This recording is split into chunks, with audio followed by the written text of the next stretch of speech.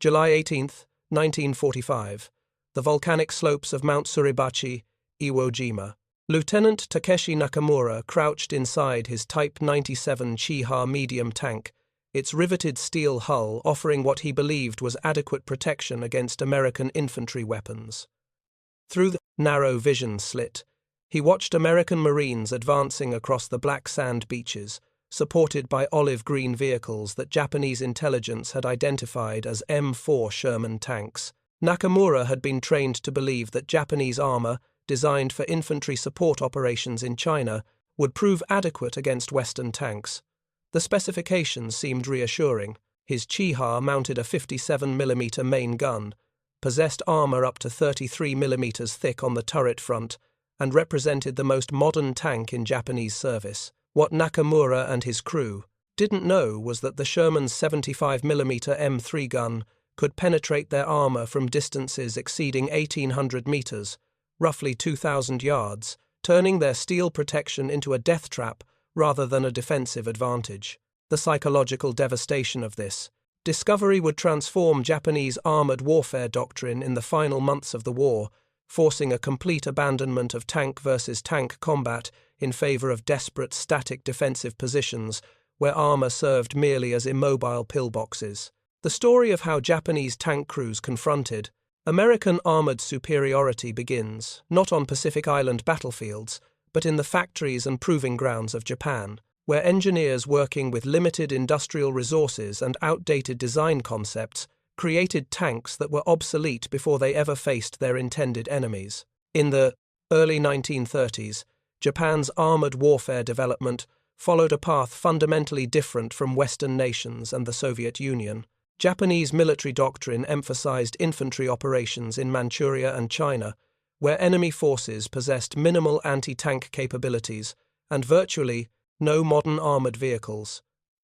The Type 89 medium tank, Japan's first domestically produced tank design entering service in 1929, reflected these priorities with thin armor adequate against rifle fire and a short-barreled 57mm gun designed for direct fire, support of infantry assaults rather than anti-tank combat. If you're enjoying this deep dive into the story, hit the subscribe button and let us know in the comments from where in the world you are watching from today.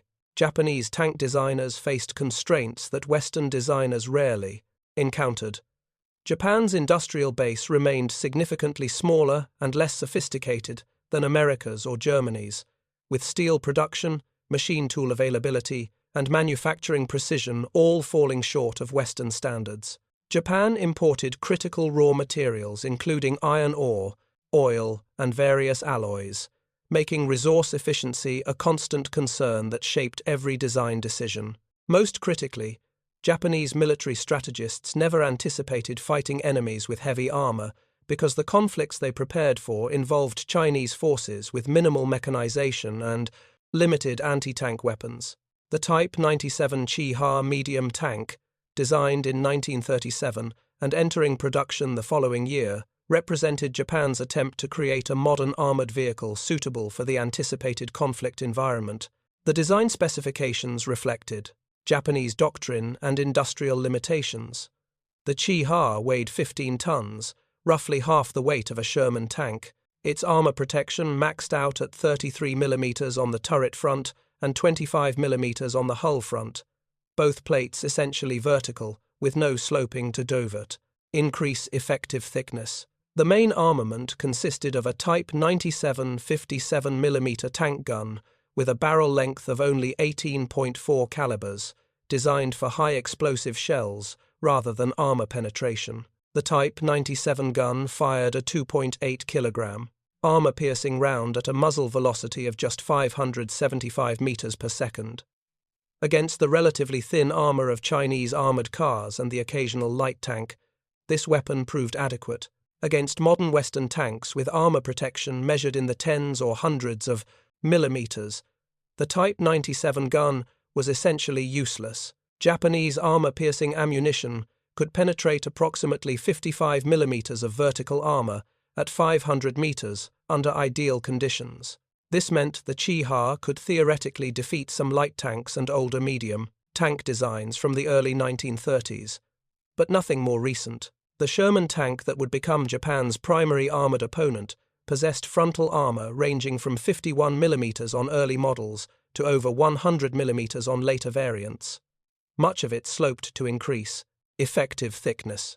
The Sherman's 75mm M3 gun, by contrast, fired a 6.8 kilogram armor-piercing round at 792 meters per second, achieving muzzle energy more than 4 times higher than the Japanese gun. At 1,000 meters, the Sherman's gun could penetrate approximately 91 millimeters of vertical armor. Against the Chiha's maximum armor thickness of 33 millimeters, the Sherman could achieve penetration at ranges exceeding 2,000 meters, limited more by the gunner's ability to accurately aim at such distances than by the ammunition's penetrating power. Japanese tank designers understood their vehicles possessed thin armor by Western standards, but believed mobility and infantry support capabilities mattered more for their intended operational environment. The Chiha featured a diesel engine, unusual for tanks of that era, but practical given Japan's limited access to high-octane gasoline. The air-cooled diesel provided 170 horsepower, giving the light tank adequate mobility across varied terrain. The suspension used a bell crank system that provided reasonable cross-country performance, though nothing exceptional compared to Western designs. The crew of 4 included a commander, who also served as the main gun loader, a gunner, a hull machine gunner, and a driver. This arrangement meant the commander couldn't focus solely on tactical command during combat, a significant disadvantage when facing enemies whose tank commanders could concentrate entirely on reading the battlefield and directing their crews. The tank featured thin vision slits and limited periscopes, providing minimal situational awareness compared to American tanks with their superior optics and vision devices. By 1941, when Japan attacked Pearl Harbor and began its conquest of Southeast Asia and the Pacific Islands, approximately 1,700 Chiha tanks had been produced. These vehicles spearheaded Japanese armored operations in Malaya, Burma, and the Philippines, where they proved effective against British, American, and Commonwealth forces that possessed minimal armor and limited anti-tank weapons in the war's opening months. Japanese tank crews developed confidence in their equipment based on these early successes, unaware that they were fighting opponents even more poorly equipped than themselves, rather than testing their tanks against capable enemies with modern weapons. The battles that established Japanese tank doctrine occurred primarily in China and Manchuria, where Type 97 tanks faced Chinese nationalist forces. Equipped with a motley collection of German, Soviet, Italian, and American light tanks from the early 1930s. These vehicles, already obsolete when new, posed minimal threat to Japanese armor. Japanese crews learned to advance boldly, use their tanks aggressively in support of infantry attacks, and expect their armor to protect them from enemy fire. These lessons, appropriate for fighting in China, would prove catastrophically wrong when applied against American forces equipped with modern weapons. Japanese intelligence services maintained limited understanding of American tank development throughout the late 1930s and early 1940s.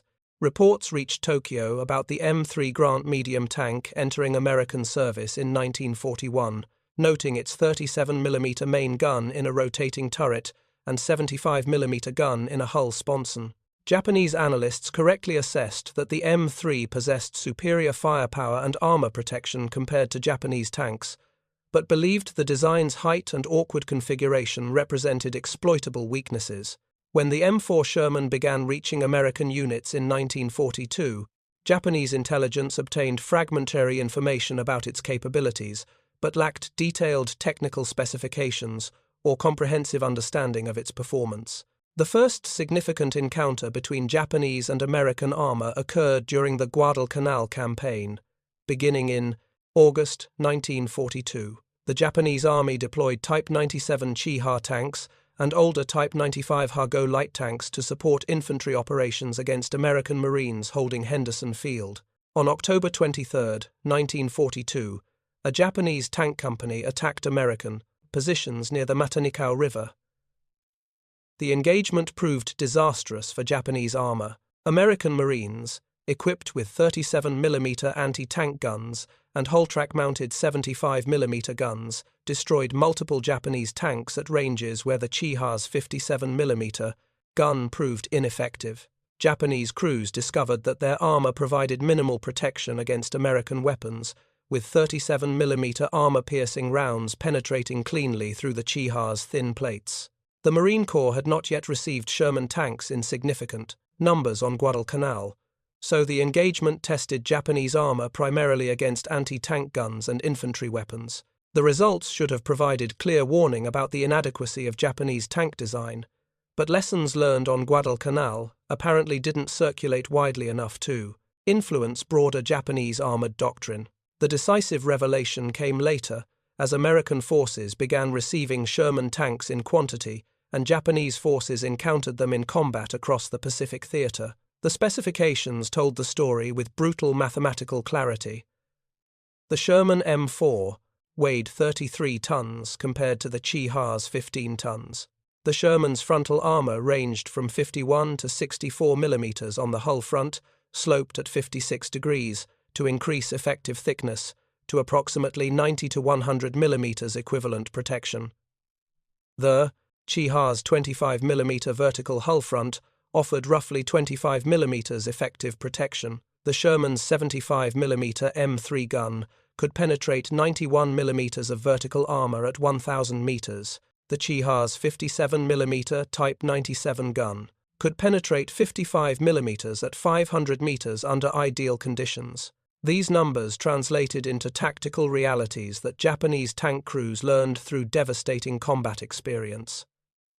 A Sherman could destroy a Chiha from ranges exceeding 1,800 meters, roughly 2,000 yards, where the Japanese tank appeared as a relatively small target but remained well within the Sherman's effective engagement envelope. A Chiha needed to close to within 300 meters or less to have any realistic chance of penetrating a Sherman's frontal armor, and even then, only if the shot struck at a favorable angle. At 300 meters, a Sherman gunner with basic training could reliably hit a target the size of a tank, making the approach phase suicidal for Japanese crews attempting to close the range. The Tarawa landings in November 1943 brought American Sherman tanks into combat against fortified Japanese positions for the first time in significant numbers. The 2nd Marine Division's Tank Battalion deployed 14 M4A2 Sherman tanks during the assault on Betio Island.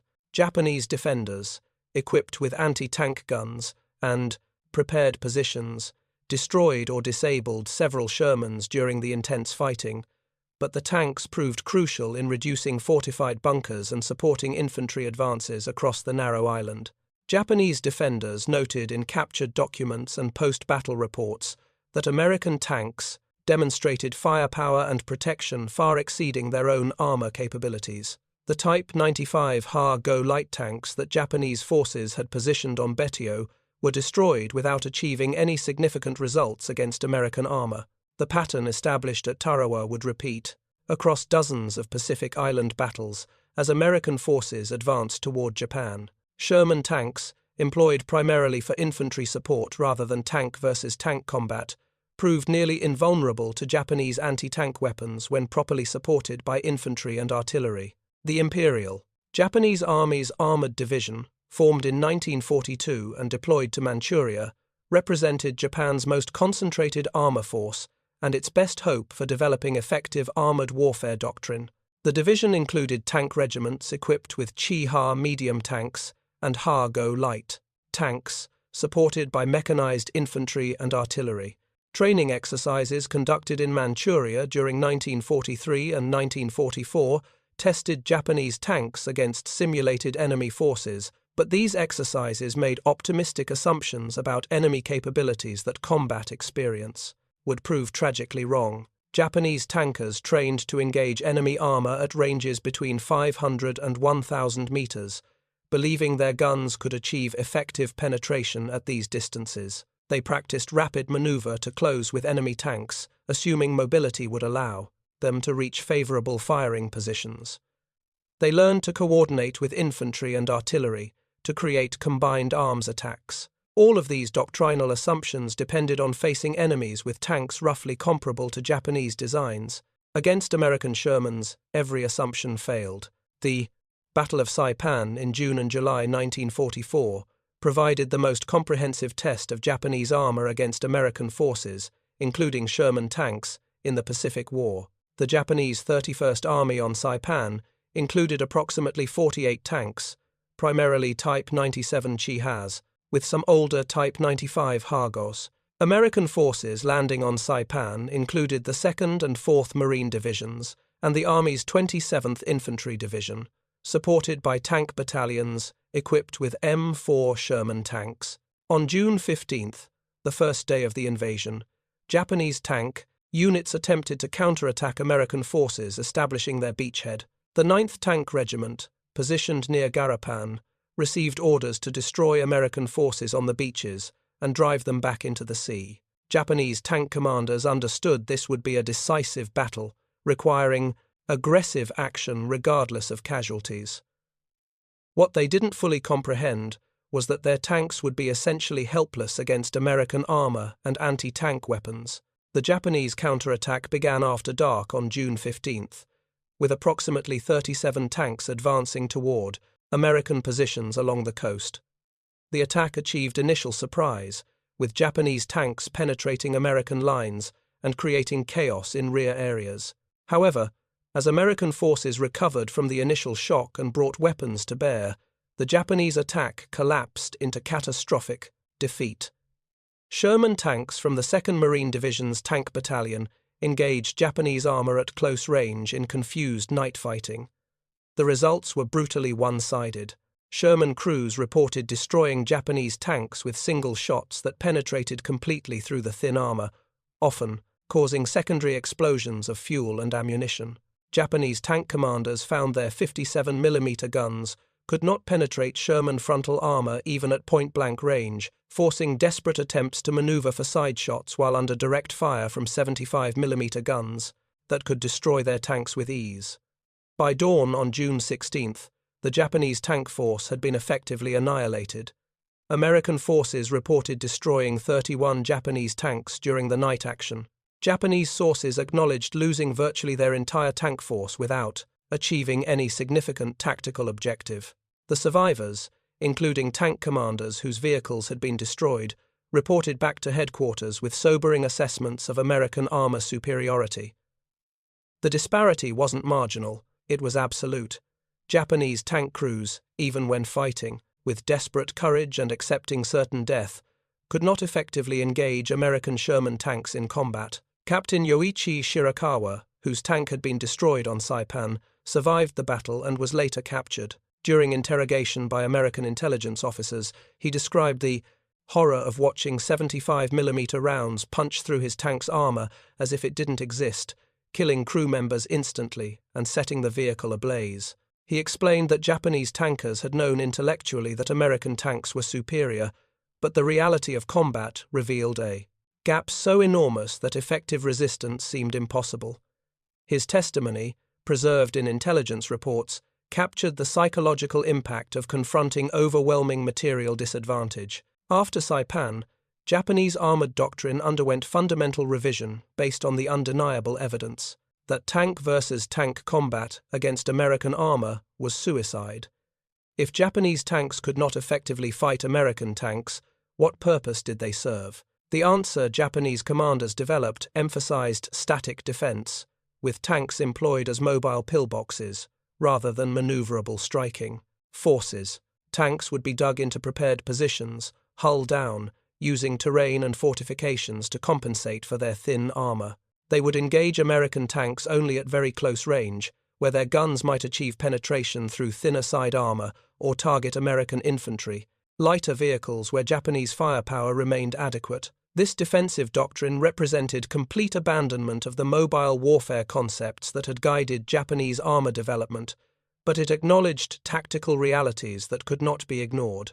The Philippines campaign beginning in October 1944 saw this revised Japanese doctrine applied on a larger scale. Japanese forces defending Leyte and later Luzon included armor units equipped primarily with Type 97 Chiha tanks positioned in prepared defensive positions. These tanks, dug into fortified emplacements and supported by infantry anti-tank teams, presented more difficult targets than mobile armor in the open. However, the fundamental problem remained unsolvable.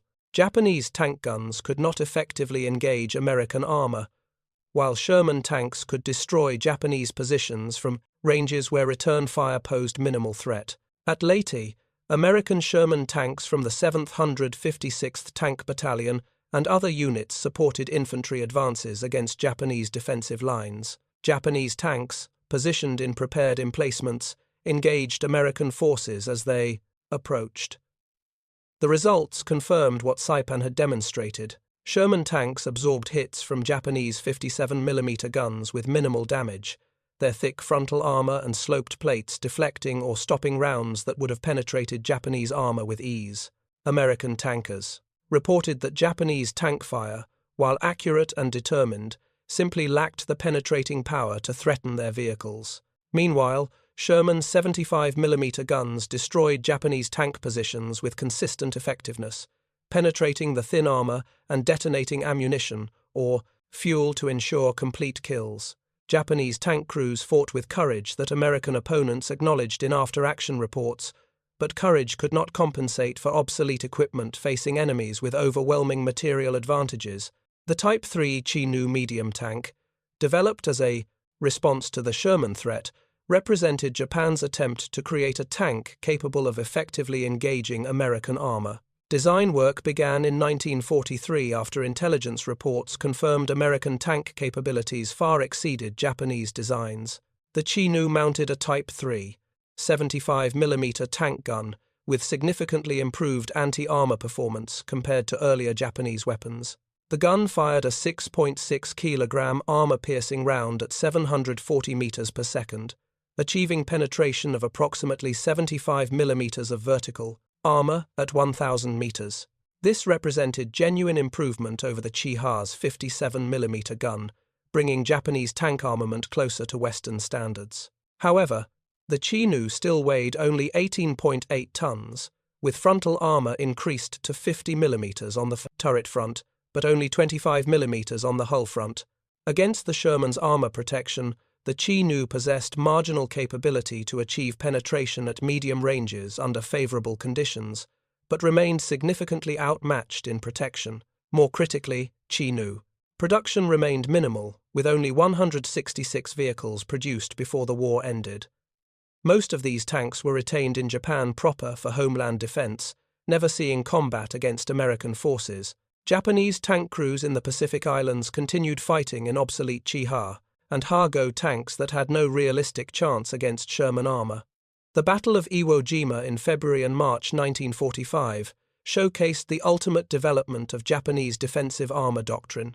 Japanese forces defending the island included 23 tanks, primarily Type 97, Chi-Has positioned in fortified positions across the island's volcanic terrain. These tanks were dug into prepared emplacements, often reinforced with concrete and protected by anti-tank obstacles and mines. Japanese commanders harbored no illusions about tank versus tank combat. Their armor would serve as stationary gun platforms, engaging American infantry and supporting defensive positions rather than attempting mobile operations. The 5th Marine Division and 3rd Marine Division, supported by multiple tank battalions equipped with M4 Sherman tanks, landed on Iwo Jima on February 19th. The Marine Corps tanks included standard M4A3 Shermans, armed with 75mm guns, and M4A3E2, assault tanks with additional armor protection designed for urban combat and fortification reduction. Japanese tanks opened fire as American forces pushed inland from the beaches, engaging targets from prepared positions that provided some protection against return fire. However, the fundamental imbalance remained decisive. Sherman tanks, often supported by flamethrower tanks and engineer units, systematically reduced Japanese defensive positions, including dug-in tanks. The Marine Corps employed combined arms tactics that Japanese forces could not counter effectively. Sherman tanks would engage Japanese positions with main gunfire, while infantry cleared surrounding defenses. Flamethrower tanks would advance close enough to burn out Japanese positions with napalm, Engineers would demolish fortifications with explosives.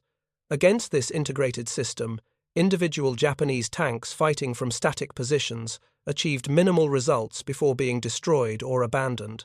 Lieutenant Nakamura, whose perspective opened this account, survived the initial American landings, but his tank was destroyed on the third day of battle when a Sherman's 75mm round penetrated the turret front, killing his gunner instantly and setting ammunition ablaze. Nakamura and his remaining crew abandoned the burning vehicle, joining infantry units in the cave, systems where much of Iwo Jima's defense would be conducted. He later recorded in notes captured after the battle that Japanese tankers had known their equipment was inferior, but had not comprehended the extent of that inferiority until facing American armor in actual combat. The psychological impact of discovering that their tanks were essentially useless against modern opponents had been devastating to morale and tactical confidence. By the final months of the war, Japanese armored forces retained in the home islands for defending against the anticipated American invasion included approximately 700 tanks of various types. The bulk of these remained obsolete Chi-Ha and Ha-Go models, though some Chi-Nu tanks with improved guns supplemented the force. Japanese defensive planning assumed these tanks would fight from prepared positions, supporting infantry in urban combat and defensive strongpoints, rather than attempting mobile operations or tank versus tank engagements with American forces. If you find this story engaging, please take a moment to subscribe and enable notifications. It helps us continue producing in-depth content like this. The reality Japanese commanders faced was brutally straightforward. Their tank force, designed and built for a type of warfare that no longer existed, could not effectively contest American armored operations under any circumstances short of the most favorable defensive conditions. 7 years of industrial development and combat experience separated Japanese tank design concepts from American ones. That gap, measured in armor thickness, gun performance, and overall combat capability, proved impossible to bridge during wartime when Japan's industrial capacity was already stretched past breaking point, producing aircraft, warships, and infantry weapons. American analysis of captured Japanese tanks confirmed what combat experience had demonstrated. Technical intelligence teams examining Chi-Ha tanks, captured intact at various Pacific battles, documented the design's weaknesses with precision.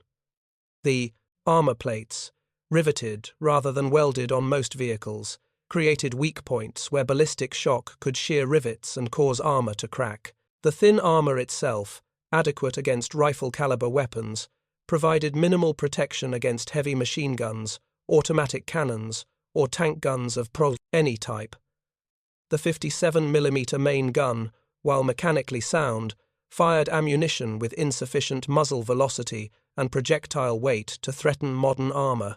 The lack of a power traverse for the turret meant Japanese gunners had to manually crank the turret to track moving targets, a significant disadvantage when engaging mobile American tanks whose powered traverse allowed rapid target engagement. The vision devices, consisting primarily of narrow slits with minimal optical aids, provided poor situational awareness compared to American tanks with periscopes and telescopic sights. Every technical aspect of the Chi-Ha reflected design priorities, appropriate for infantry support operations in China during the 1930s, but completely inadequate for armored warfare against modern opponents in the 1940s.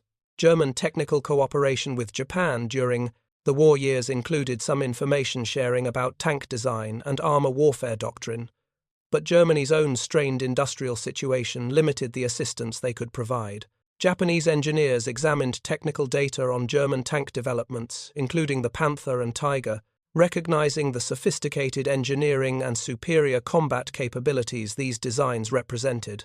However, reproducing such designs in Japan proved impossible given industrial limitations, material shortages, and the complete absence of practical experience building heavily armored vehicles with powerful guns. Japan's steel industry could not produce armor plate in the quantities and quality specifications required for heavily armored tanks. Machine tool precision and manufacturing techniques lagged behind German and American standards. Engine development had never prioritized high power outputs needed for heavy tanks. Even if Japanese engineers had possessed perfect technical drawings for a Panther tank, Japanese industry lacked the capability to manufacture it in meaningful numbers while simultaneously maintaining production of aircraft, ships, and other weapons systems. The final Japanese tank development, the Type 4 Cheeto medium tank, represented the most capable design Japan produced during the war years. Armed with a Type 5 75mm tank gun with performance roughly equivalent to the German 75mm Ki ATWK-40, the Cheeto possessed genuine anti-tank capability that could threaten Sherman armor at combat ranges. The tank weighed 30 tons, featured frontal armor up to 75mm thick, and incorporated design features influenced by study of German and American tanks. However, only 2 prototypes were completed before the war ended. The design existed primarily as proof that Japanese engineers understood what modern tank design required, even though Japanese industry could not produce such vehicles in quantities that would influence combat outcomes. The strategic implications of Japanese armored warfare failure extended beyond tactical defeats in individual battles. The complete inability of Japanese tanks to contest American armor effectively meant that American forces could employ their Sherman tanks with minimal concern about enemy armored opposition.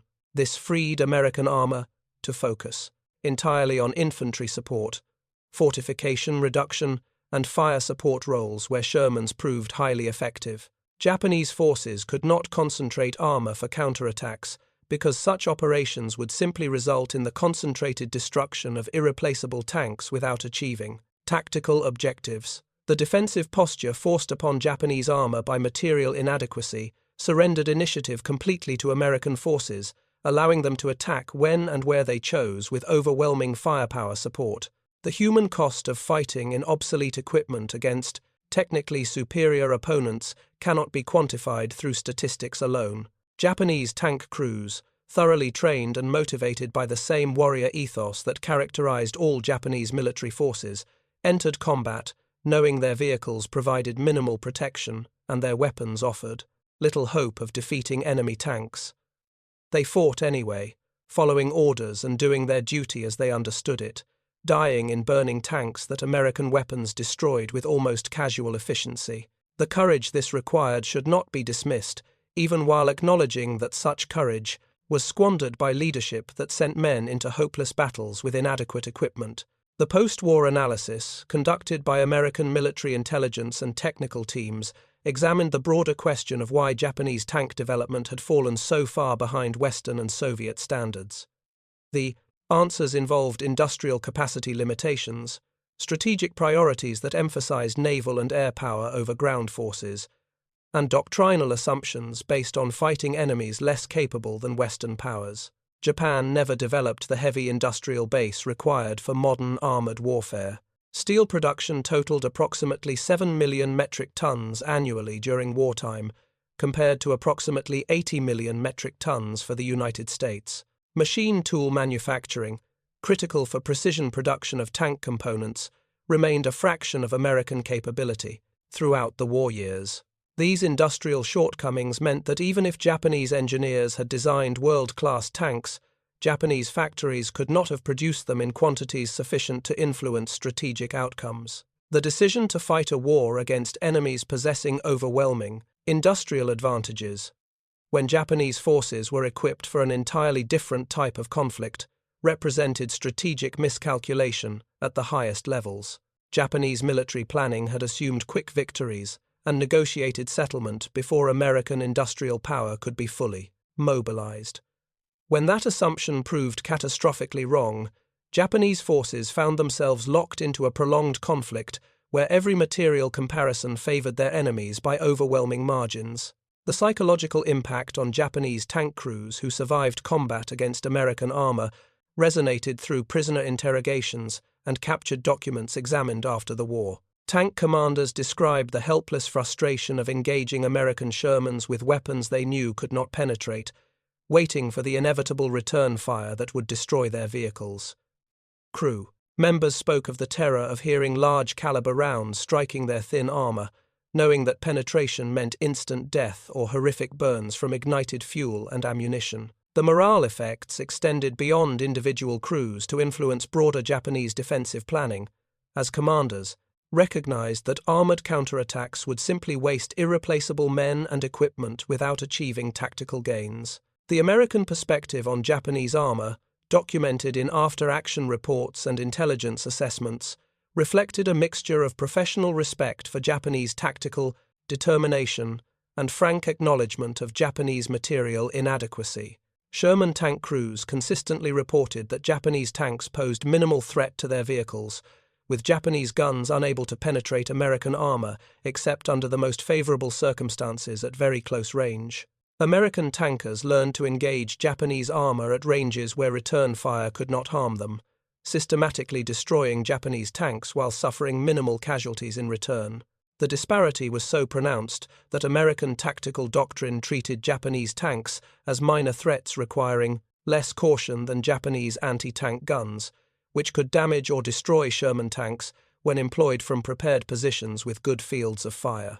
Marine Corps and Army tank battalions, operating in the Pacific, developed standard procedures for reducing Japanese tank positions that emphasized combined arms coordination rather than pure tank versus tank gunnery.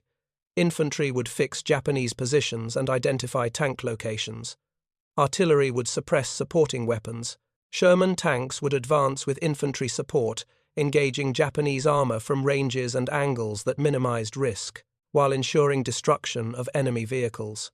This systematic approach, enabled by American material superiority and combined arms proficiency, meant that Japanese armor never achieved significant tactical success against American forces once the initial invasions of Southeast Asia had been reversed. The Okinawa campaign, fought from April through June 1945, demonstrated the final evolution of Japanese armored defense doctrine in the face of overwhelming American superiority. Japanese forces on Okinawa included approximately 27 tanks, primarily Type 97 Chiha medium tanks positioned in fortified defensive positions across the island's rugged terrain. Japanese commanders made no pretense that their armor could contest American tanks in mobile warfare. Instead, tanks were integrated into the extensive cave and bunker systems that characterized Okinawa's defense, serving as pillboxes with limited mobility rather than as maneuverable strike forces. American forces landing on Okinawa included multiple Marine divisions and Army divisions, supported by tank battalions equipped with Sherman tanks, including flamethrower variants, specifically configured for reducing fortified positions. The battle that followed became the bloodiest campaign of the Pacific War, with Japanese forces inflicting heavy casualties on American attackers through fanatical defense of prepared positions. However, Japanese tanks contributed minimally to the defensive effort, with most being destroyed or abandoned early in the campaign, as American combined arms tactics systematically reduced Japanese strongpoints. The few documented engagements between Japanese and American armor on Okinawa followed the now familiar pattern. Japanese tanks, dug into positions and camouflaged against aerial observation, would engage American forces as they approached. Sherman tanks would identify Japanese positions through muzzle flashes or by drawing fire, then methodically destroy the static targets with main gunfire from ranges where Japanese return. Fire posed no threat. The disparity in effective engagement ranges, with Shermans able to destroy Japanese tanks at 1,800 to 2,000 meters, while Japanese guns required 300 meters or less for any chance of penetration, made these engagements one-sided to the point of being executions rather than battles. The planned American invasion of the Japanese home islands, scheduled for November 1945 under the codename Operation Downfall, prompted Japanese military planners to consider how their remaining armored forces could be employed in homeland defense. Intelligence estimates suggested Japan retained approximately 700 tanks of all types, concentrated primarily on Kyushu and Honshu islands, where American landings were anticipated. Japanese planning documents, captured after the war's end, revealed defensive concepts that fully acknowledged Japanese armor's inability to contest American tanks in conventional combat. Japanese tanks would be positioned in urban areas, where close-range combat in rubble-filled streets might allow their short-range guns to achieve flank shots against American armor. They would be dug into reverse slope positions on hills, commanding invasion beaches, engaging landing craft and infantry rather than tanks. They would serve as mobile reserves for counterattacks against American infantry positions, avoiding engagement with American armor whenever possible. These plans represented complete abandonment of armored warfare doctrine as practiced by Western armies, accepting that Japanese tanks could only function as supporting weapons rather than as decisive combat arms capable of independent action. The atomic bombings of Hiroshima and Nagasaki in August 1945, followed by Soviet entry into the war and the Emperor's decision to accept the Potsdam Declaration, ended the war before Operation Downfall could be executed. Japan's remaining tank force never faced the ultimate test of defending the homeland against American invasion. Based on every previous engagement between Japanese and American armor, the outcome would have been predictable. Japanese tanks, obsolete and outmatched, would have been systematically destroyed by American Sherman tanks and tank destroyers operating with overwhelming fire support and complete tactical initiative. The post-war occupation of Japan allowed American technical teams to conduct comprehensive examinations of Japanese tank designs, manufacturing facilities, and development programs. The technical reports documented what combat experience had already proven. Japanese armor development had stagnated in the late 1930s, with subsequent designs representing incremental improvements rather than fundamental advances that could close the capability gap with Western tanks. The industrial infrastructure supporting Japanese tank production lacked the scale, precision, and material resources required for modern armored vehicle manufacturing. Japanese engineers possessed theoretical knowledge of what constituted effective tank design, but could not translate that knowledge into production vehicles given the constraints they faced. The establishment of the Japanese self-defense forces in the post-war years brought Japanese armored warfare doctrine into alignment with Western standards, incorporating lessons learned through bitter experience during the Pacific War. Japanese tank development in the 1950s and beyond emphasized capabilities that Japanese wartime designs had lacked, including powerful guns capable of defeating modern armor, thick protection against anti-tank weapons, and sophisticated fire control systems enabling long-range accurate gunnery. The Type 61 medium tank, Japan's first domestically designed post-war tank entering service in 1961, reflected this doctrinal transformation with a 90mm gun and armor protection far exceeding anything Japan had produced during the war. The human stories behind the statistics of Japanese armored warfare failure deserve recognition beyond their role in demonstrating technical inadequacy.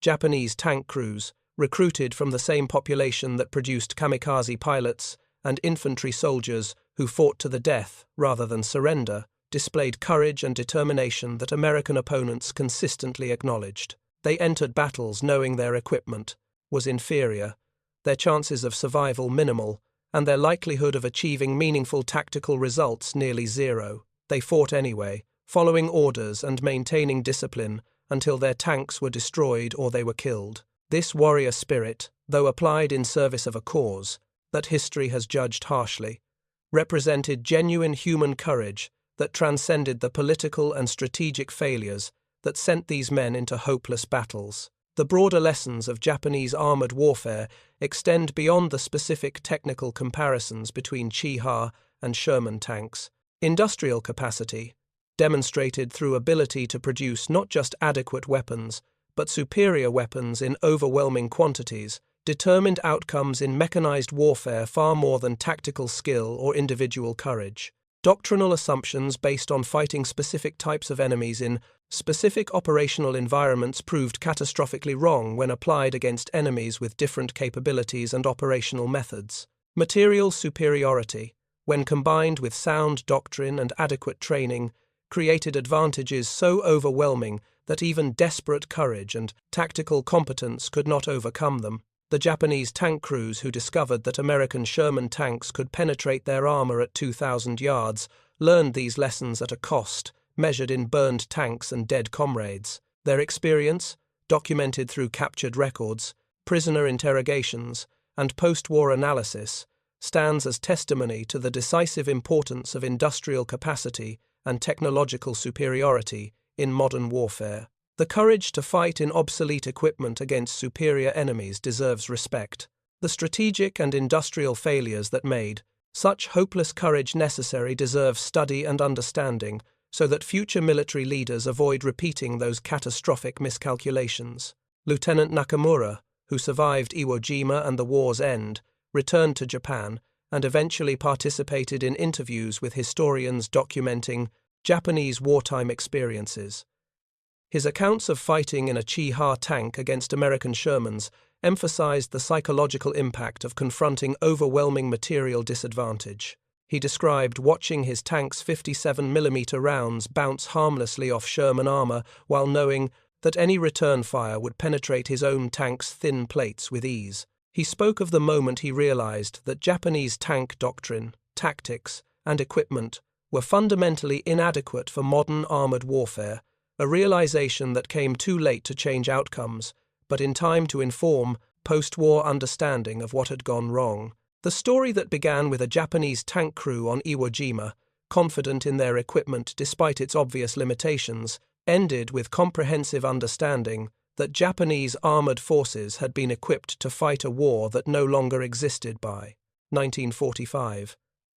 The material, industrial, and technical advantages American forces enjoyed were so overwhelming that tactical skill and individual courage could not compensate for them.